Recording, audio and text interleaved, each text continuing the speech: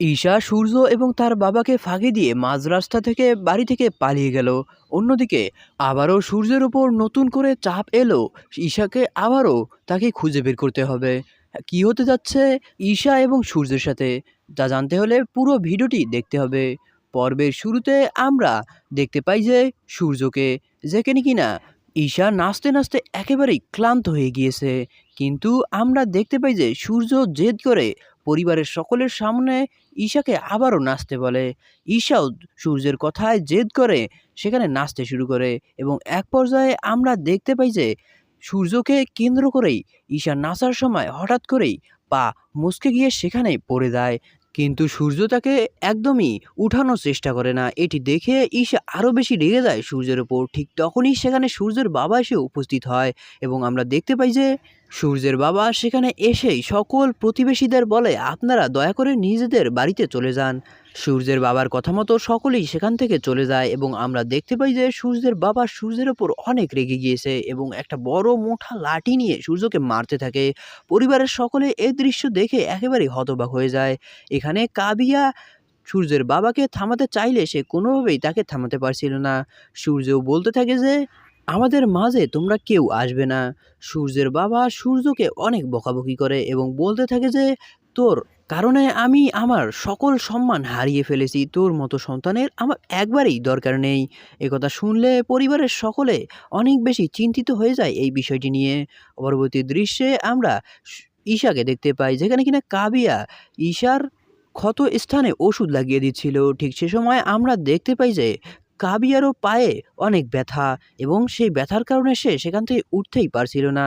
এটি যখন ঈশা দেখতে পায় তখন সে কাবিয়াকে বিছানার উপর উঠতে বসতে বলে এবং সে নিজেই কাবিয়ার পায়ে ওষুধ লাগিয়ে দেয় এবং বলতে থাকে যে তোমার দাদা কোনো মানুষের কাতারেই পড়ে না, যার মাঝে অন্যকে বোঝার মতো ইমোশন বা কোনো আবেগ নেই, সে কখনো মানুষ হতে পারে না। একথা শুনলে কাবিয়া সকল কিছুই খুলে বলে ঈশাকে যে কেন ঈশাকে বিয়ে করেছিল সূর্য। পরবর্তী দৃশ্যে আমরা পরদিন সকালে দেখতে পাই যে ঈশা সূর্যকে ডেকে বলে যে আমি আমার বাবার বাড়িতে যাওয়ার জন্য একদমই প্রস্তুত। কথা শুনে সূর্য প্রথমে নিজেকে বিশ্বাসই করতে পারছিল না। অন্যদিকে সূর্যের ভাবি কথা শুনে দৌড়ে ঘর থেকে বেরিয়ে এসে জিজ্ঞেস করতে থাকে যে কে কোথায় যাবে। এটি দেখে সূর্যের বাবা এবং সূর্য কিছুটা বিরক্ত বোধ করে। তারা মনে মনে অনেক খুশি হয়েছিল, কারণ আজ থেকে ঈশা এই বাড়িতে আর থাকবে না এবং তাদের কাজ করতে হবে না। অন্যদিকে সূর্যের বাবা ঈশাকে বলতে থাকে যে শোনো, তোমার যখন ইচ্ছা তুমি আমাকে ফোন করিও এবং আমার আশীর্বাদ সবসময়ই তোমার সঙ্গে থাকবে। অন্যদিকে কাবিয়া পড়ে যায় চিন্তায়, কারণ কাবিয়া ঈশাদের বাড়িতেই কাজ করে, এই বিষয়টি পরিবারের কেউই জানে না। সূর্য ঈশাকে বলতে থাকে যে এর পিছে তোমার আবার কোনো মতলব নেই তো। পরবর্তী দৃশ্যে আমরা গোলাপকে দেখতে পাই, যেখানে কিনা সে মদ্যপান করছিল। ঠিক সে সময় তাকে ফোন দেয় সূর্য এবং বলতে থাকে যে ঈশা আপনার কাছে ক্ষমা চাওয়ার জন্য একদমই রাজি হয়ে গিয়েছে, সে আজকেই যেতে রাজি হয়েছে। কথা শুনে ঈশার বাবা অনেক খুশি হয় এবং বলতে থাকে যে এই খুশি সংবাদ দেওয়ার জন্য আমি তোমার উপরে অনেক খুশি হয়েছি। এই খুশিতে তুমি আমার কাছ থেকে যাই চাইবে আমি সেটাই তোমাকে দেব। পরবর্তী দৃশ্যে আমরা সূর্যের বাবাকে দেখতে পাই, যেখানে কিনা সে ঈশাকে বলতে থাকে যে তোমার যখন ইচ্ছা হবে তুমি এই বাড়িতে চলে আসো, তোমার জন্য এই বাড়িতে সবসময় আসার দরজা খোলাই থাকবে। একথা শুনে ঈশা একেবারেই আবেগ আপ্লুত হয়ে যায় এবং বলতে থাকে যে আমি নিশ্চয়ই আসবো। একথা বলার পর সূর্যের বাবা ঈশাকে আশীর্বাদ করে দেয়। পরবর্তী দৃশ্যে আমরা দেখতে পাই যে ঈশার বাবা তার বাড়িতে যখন ঈশা আসার খবরটা দেয় তখন পরিবারের সকলে খুশি হলেও ঈশার দাদি এই বিষয়টি নিয়ে মোটেও খুশি ছিল না। সে বলতে থাকে যে মেয়ে তোর সম্মান ধুলোয় মিশিয়ে দিয়েছে, তার কারণে তুই আবারও হয়তোবা কোনো ক্ষতির মুখে পড়তে যাচ্ছিস। অন্যদিকে আমরা দেখতে পাই যে ঈশার বাবা একেবারেই সব পালকি থেকে শুরু করে একদম ব্যান্ড পার্টির আয়োজন করে ফেলেছে ঈশা আসার জন্য।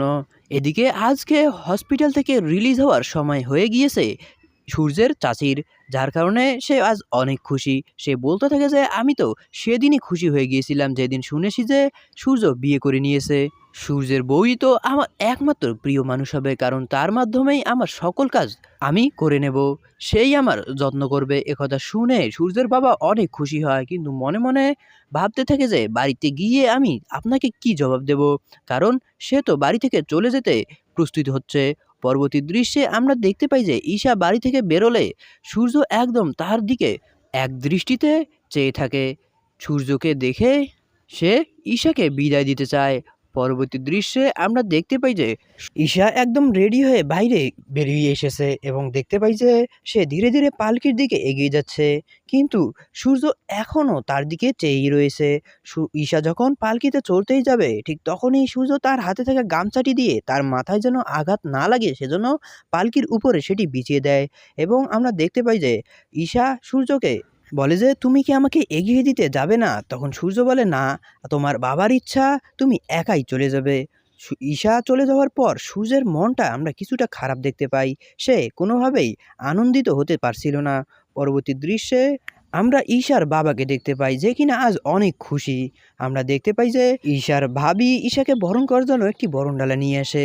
তখন সূর্যের বাবা তার হাত থেকে সেটি নিয়ে বলতে থাকে যে, আজকে আমার খুশির দিন। যখনই এই কথা বলে সে পালকির দরজা খুলতেই দেখতে পায় যে সেখানে ঈশা নেই এবং সে রাগে চিল্লাতে শুরু করে এবং সে তখনই সূর্যকে আবারও ফোন দেয় এবং বলতে থাকে যে ঈশা কোথায়। তখন সূর্য বলে যে, আমি তো ঈশাকে পালকিতে তুলে দিয়েছি, আর আপনার ইচ্ছা মতো আমি ওই বাড়িতে যাইনি তাকে এগিয়ে দেওয়ার জন্য। ঈশার বাবা সূর্যকে বলে যে, আমি ঈশাকে পালকিতে খুঁজে পাইনি, শুধু পালকিটাই আমাদের বাড়িতে এসেছে।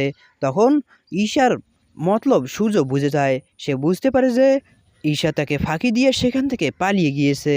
সে ঈশার বাবাকে আবারও কথা দেয় যে সে ঈশাকে একদিনের মধ্যে ওই বাড়িতে পৌঁছে দেবে। তাহলে দর্শক, পরবর্তী পর্বে কি হতে চলেছে? সূর্য কি পারবে ঈশাকে আবারও তার বাবার কাছে ফিরিয়ে দিতে? কি হতে যাচ্ছে আগামী পর্বে তা জানতে হলে এখনই আমাদের চ্যানেলটিকে সাবস্ক্রাইব করুন। আর এতক্ষণ আমাদের সাথে থাকার জন্য অসংখ্য ধন্যবাদ।